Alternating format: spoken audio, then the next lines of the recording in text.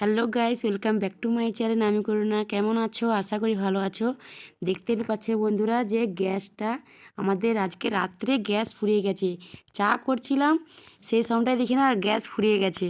আমার শাশুড়ি মাকে বললাম যে তুমি যাও উনান থেকে রান্না করে নিয়ে আসো, যেহেতু আমার বাচ্চা আছে ঠান্ডা লেগে যাবে, এর জন্য আমি যেতে পারবো না।